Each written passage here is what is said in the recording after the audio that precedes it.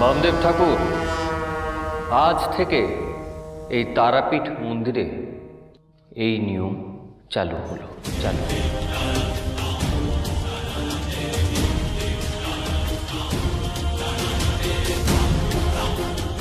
কি বলেন অগ্রসর ঠাকুর? বিলক্ষণ কালাচার, ঠিকই তো, নতুন নিয়ম চালু হলো। দূর থেকে প্রতিমার দর্শন 2 পয়সা, কাছ থেকে গর্ভগৃহের সামনে থেকে প্রতিমার দর্শন 3 পয়সা।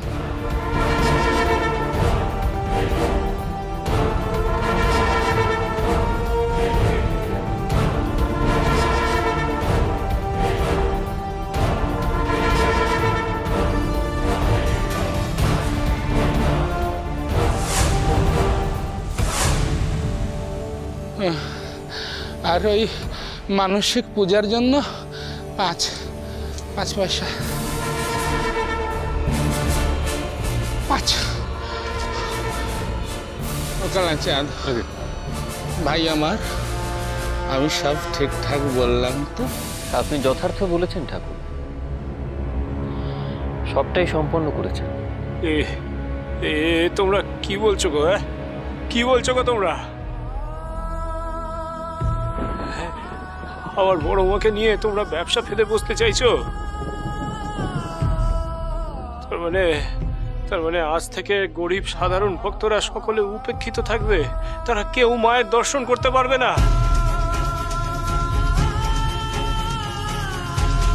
তোমাদের এত বড় সাহস যে তোমরা এই নিয়ম চালু করেছো? হ্যাঁ, আপনি কি বলছেন বামদেব ঠাকুর? আপনি আমাদের বলছেন কেন? আমরা সামান্য কর্মচারী, আমাদের কি আর অত ক্ষমতা আছে যে আমরা এরকম নিয়ম চালু করব? আমরা শুধুমাত্র ঘোষণা করছি। ঘোষণা? হ্যাঁ, বেশ, তবে এই সিদ্ধান্ত কে নিয়েছে? হ্যাঁ, কে নিয়েছে এই সিদ্ধান্ত? আমি জানতে চাই যে এই তারাপীঠের বুকে এমন কে রয়েছে যে আমার বড় মাকে নিয়ে ব্যবসা করতে চায়? আমি নিয়েছি এই সিদ্ধান্ত।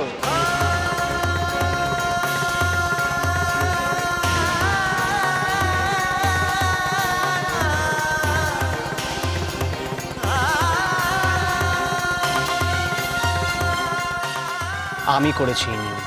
মহেন্দ্র বাবা, এ তুমি কি বলছো গো? এই নিয়ম? হ্যাঁ, আমি করেছি। বন্ধ করো মহেন্দ্র বাবা, এই নিয়ম তুমি এখনই বন্ধ করো গো, নইলে তোমরা সকলে আমার বড় মার রোষের মুখে পড়বে। আমি জানি যে আমার বড় মা হলো কৃপাময়ী, দয়াময়ী, মঙ্গলময়ী তারা। কিন্তু জেনে রেখো মহেন্দ্র বাবা, সে বেটি তার ভক্তদের দুঃখ দুর্দশা মোটেই সহ্য করতে পারে না গো। বন্ধ করো এসব, বন্ধ করো। দেখুন কুমার মহেন্দ্র, দেখুন আপনাকে আবার বামদেব ছোট ছেলের মতো ধরে ধরে নীতি শিক্ষার জ্ঞান দিচ্ছেন। তাই না তাই, দেখেছেন তো কুমার, এখানে আপনাকে কেউ বড় ভাবে না, কেউ। এই শালা, এই কালাচাঁদ, কেন মহেন্দ্র বাবাকে এই সমস্ত শেখাচ্ছিস? হ্যাঁ, এই সমস্ত কুকথা কেন ওর মাথায় ঢোকাচ্ছিস? ও তো ভাবে না এই সমস্ত। ওরা নয়, আপনি চুপ করুন বামদেব। আমাকে জ্ঞান শোনাতে আসবেন না। আর শুনুন, আমি এখন ছোট বাচ্চা নই, ভালো মন্দ বিচার করার ক্ষমতা আমার আছে। মহেন্দ্র বাবা, শুনুন বামদেব ঠাকুর, এই মন্দির পরিচালনা করার ভার এখন আমার। তাই কি সিদ্ধান্ত নেব আর কি নেব না, তাই নিয়ে আমি আপনার কথা শুনতে বাধ্য নই।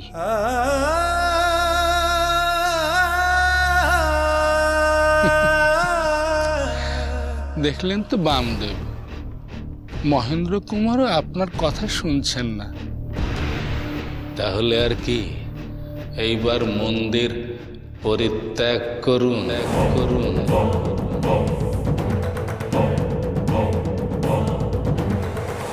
সে তো ঠিকই বামদেব ঠাকুর, এবারে মানে মানে সরে পড়ুন এই মন্দির থেকে। বাবা ঠাকুরকে এরা কে হেনস্থাটাই না করছে, আমার ভালো লাগছে না একদম। দিনকাল অনেক পাল্টে গেছে রে গদাই, আজকাল কেউ আর ঠাকুরকে মানে না। তোমরা আমাকে যা খুশি বলতে পারো, আমি তাতে কিচ্ছু মনে করবো না গো। কিন্তু চোখের সামনে এই অনাচার দেখে আমি চুপ করে থাকবো না, কিছুতেই থাকবো না, কিছুতেই না।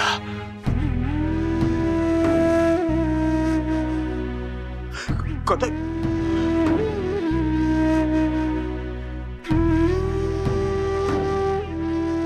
ঠাকুর, মায়ের দর্শনের পয়সা। মায়ের দক্ষিণা আমায় কেন? ওকে দাও। আসুন আমার সঙ্গে।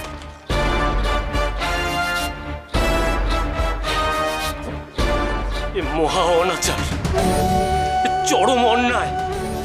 মায়ের দর্শন করার জন্য পয়সা নেওয়াটা মহাপাপ, আর এই পাপের জন্য গোটা তারাপীঠকে শাস্তি পেতে হবে, গোটা তারাপীঠকে পেতে হবে। আমি অঘরেশ্বর, স্বয়ং সিদ্ধতান্ত্রিক। আমার পাপ পুণ্যের বিচার তুই করবি, তুই ভিখারি। এত স্পর্ধা তোর, এত সাহস! একে এক্ষুনি মন্দির থেকে মেরে বার কর। চল চল চল চল।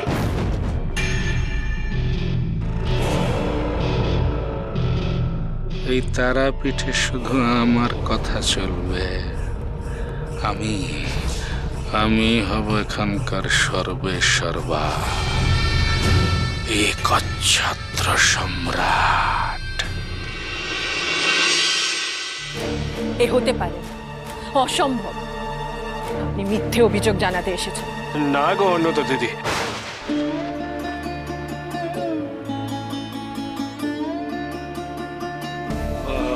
দিদি বলে ফেলেছি। রানীমা, রানীমা হবে। আমার মাফ করে দিও গো রানীমা। তবে তবে আমি মিথ্যে কথা বলছি না গো। তুমি চাইলে সত্যিটা নিজে গিয়ে যাচাই করে আসতে পারো।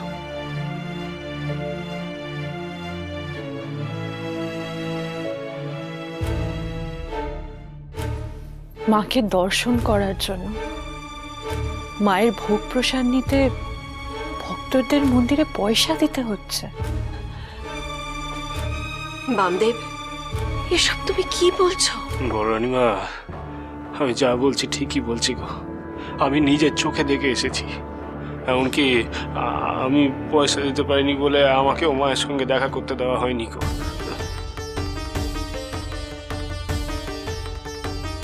এ আমার বিশ্বাস হচ্ছে না রে ছোট। এমনটা কেন হবে বলতো?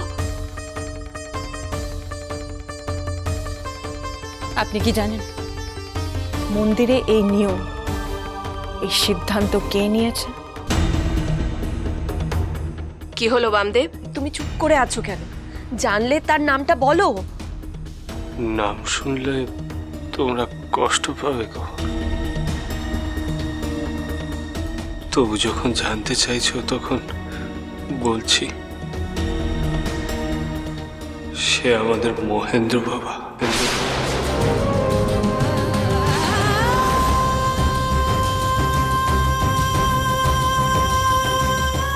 মহেন্দ্র? হ্যাঁ গো রানীমা, মহেন্দ্র বাবা এই নিয়ম চালু করেছে মন্দিরে।